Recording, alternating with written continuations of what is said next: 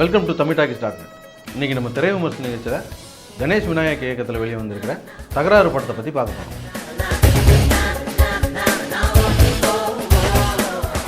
தகராறு இந்த படத்துடைய கதையை பற்றி பார்த்தீங்கன்னா, திருட்டு குடி கூத்துன்னு ஜாலியாக வாழ்ந்துட்டு இருக்கிற 4 நண்பர்களில் ஒருத்தன் திடீர்னு ஒரு நாள் கொலை செய்யப்படுறான்.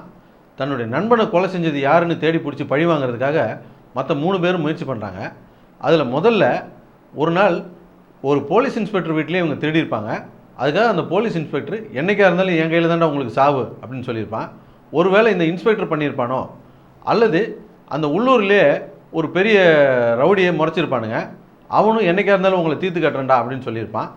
அதே போல் அருள்நிதி லவ் பண்ணக்கூடிய பூர்ணாவுடைய அப்பா ஜெயபிரகாஷ், அவர் ஒரு கந்து வெட்டிக்காரரு, அவரும் இவங்களை போட்டு தள்ளுறதுக்கு முயற்சி பண்ணிகிட்டு இருப்பார். இந்த 3 பேரில் யாரோ ஒருத்தன் தான் செஞ்சுருக்கணும் அப்படின்னு சொல்லிட்டு கொலவெறியோடு அலைஞ்சிட்டு இருப்பாங்க. இந்த 3மே இல்லை, வேறு ஒரு விஷயந்தான் நடந்திருக்கு அப்படின்றத இந்த படத்துடைய கிளைமேக்ஸ். சுப்பிரமணியபுரம், ரேணிகுண்டா இந்த 2 படத்தையும் கலந்து எடுத்த 3வது படம் மாதிரி இருக்கும் இந்த படம். ஆனால் அந்த 2 படத்துலையும் இருந்த ஒரு விஷயம் இந்த படத்தில் மிஸ்ஸிங், அதுதான் விறுவிறுப்பு.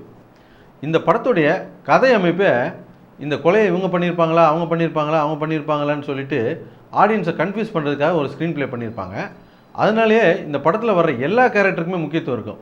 அதுவே இந்த படத்தில் இருக்க ஒரு நல்ல விஷயமா இருந்தாலும் அதுவே இந்த படத்துக்கு ஒரு மைனஸ் பாயிண்ட் ஆகிடுச்சு. இவ்வளோ பெரிய டீட்டெயிலு படத்தை கொஞ்சம் ஸ்லோவாகிடுச்சு. அருள்நிதியோடைய இந்த கதை தேர்வு மிக சரியான விஷயம்.